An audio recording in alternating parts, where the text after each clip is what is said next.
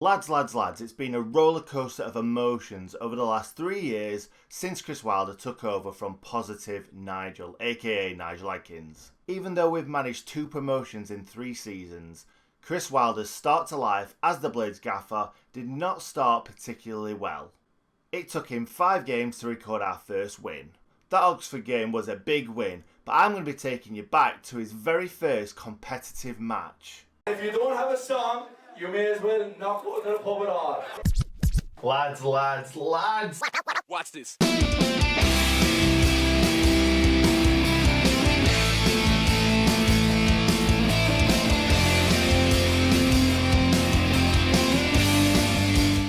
So for Chris Wilder's first game in charge, he started with George Long in goal. George Long had been with the club since 2011 and was moved on in 2018, being bought by Hull City for an undisclosed fee. He joined the Hull City squad led by ex-manager Nigel Adkins for a 3-year deal, and he's just over a year into his contract. He's found it difficult to break into the Hull City first team, but he was handed a handful of starts at the end of the 2018-2019 season, but found himself on the end of some unfair abuse from Leeds United fans after a 3-0 defeat to ourselves, which did almost guarantee our promotion back to the Premier League. But don't worry, Leeds United fans, it wasn't George's fault you didn't get promoted. The fault was of Kiko Casilla, Pontus Jansson, Liam Cooper, Luke Ayling. Need I go on? A lot of fans know Sheffield United as the team that plays an innovative style of football in the 3-5-2, or should I say the 3-2-2-1-2 formation. However, back in Wilder's first few games, he played the standard 4-4-2. And in that standard 4-4-2, he played fans' favourite John Brayford at right back, with Kieran Freeman being firmly on the transfer list. Within a few months after a string of subpar performances, Brayford's contract was terminated, and he joined the Brewers, Burton Albion, on a 2-year deal, and remains there to this day as Burton Albion's first choice right back. However, he's not just a right back, is he? At left back, dubbed as the best left back in League One at the time, Chris Hussey again made a handful of first team starts before being replaced by loan signing Daniel Lafferty. I'm not sure who said he was the best left back in the league, but I want whatever they're on. Next up, the first of the survivors, Jack O'Connell. He started off the season along the same lines as Brayford, Hussey, etc. However, Wilder stuck with him, and he's turned into a fan's favourite by heading bricks, marauding down the left, and arriving in the box late. Next up, filling the other centre-back spot is James Wilson. And no, that's not the greatest player to ever come from the Man United Academy. It's the Welsh wizard that only was able to sprinkle his magic over 7 games for the Blades due to poor form and great form from his eventual replacement Jake Wright. I'm not going to say too many negative things about him because he did score the winning goal in our first league win under Chris Wilder.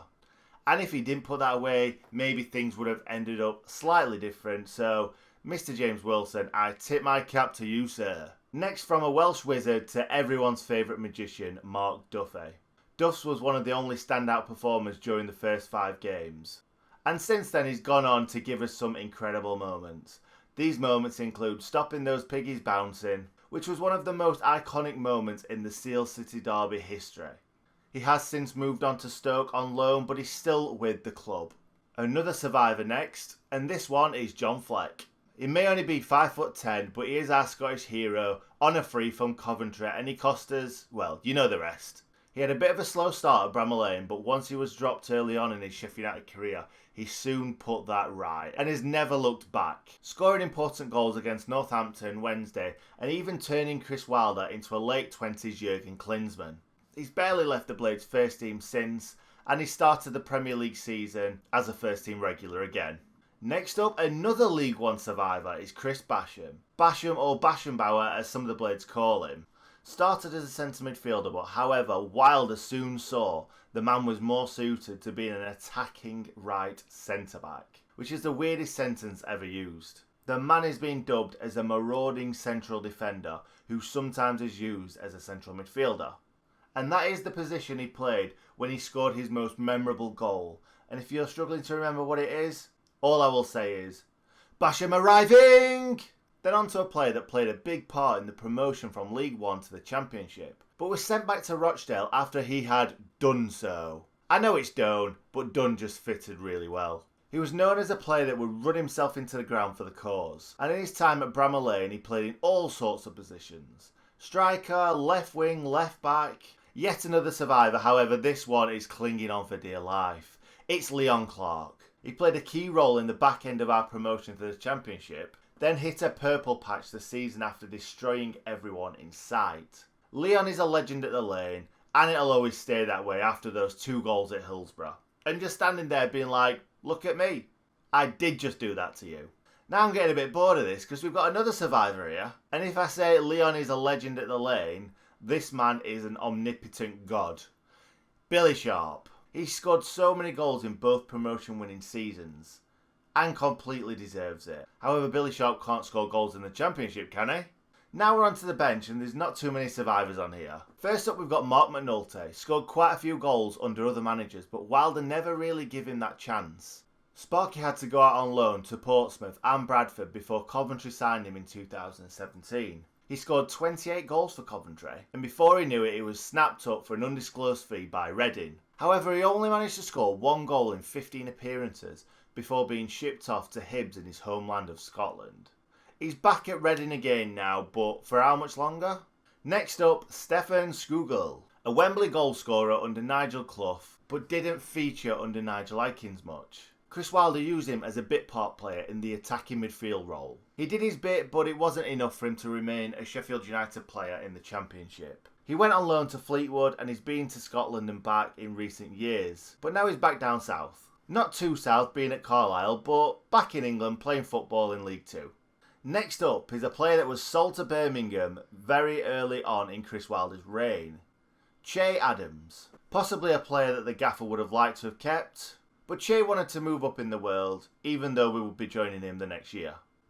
And the season after, when we were in the same league as Birmingham, we actually finished above them. I know he signed for Southampton for 15 million, but let me have this moment. Then on to a bit of a weird one, Aaron Ramsdale. He didn't feature under Wilder, and then was sold to everyone's favourite second team, Bournemouth. Since then, until the start of this season, he'd not featured for the Cherries. He got sent out on loan to Chesterfield and then AFC Wimbledon, and he's made appearances for England under 18s, 19s, 20s and even under 21s. He's only 21 and he's got a bright future ahead of him. Jake Wright next had an excellent first season with the Blades and was everyone's favourite lucky charm. That's because we didn't lose a game when Jake was wearing a red and white shirt. Well, in League One that is. It definitely wasn't a coincidence that we didn't lose whilst Jake was playing, as he's a very solid central defender. But it's looking more and more likely that he will be on his way out of the club very soon, with him currently being 6th or 7th choice central defender. On to our penultimate player. And this is a guy that just doesn't give the ball away. Paul Coos turned his Sheffield United career around from transfer list to one of the first names on the team sheet. He orchestrated all the Blades play during the 2016-2017 season and the first half of the following season, but unfortunately a lazy challenge from Marvin Sordell ended Coates' season and he never really came back from that. Since Ollie Norwood joined the club, Coates' time on the pitch has been limited to a sub-appearance here and there. And after the end of the 2018-2019 season, the club granted his wish to move on, but will always be remembered as the guy that just didn't give the ball away. We miss you, Coos. Last but not least, this is the only player that I've actually had to Google as I had no idea where he ended up. Kieran Wallace was a player brought in from non-league Ilkeston in 2014, but again didn't get too much of a chance to shine under Wilder. He went on to be loaned out to Lincoln City and then Fleetwood Town before signing for Matlock Town in the Northern Premier League.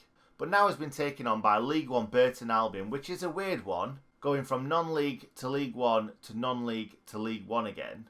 But it's not actually that much of a weird one because in 2014 the manager was Nigel Clough who signed him. And who's the Burton Albion manager? Nigel Clough. That definitely makes sense. Anyway, thank you very much for turning up for this video. I hope it was an interesting watch. And if it was, why not hit the like button and subscribe to help the channel out.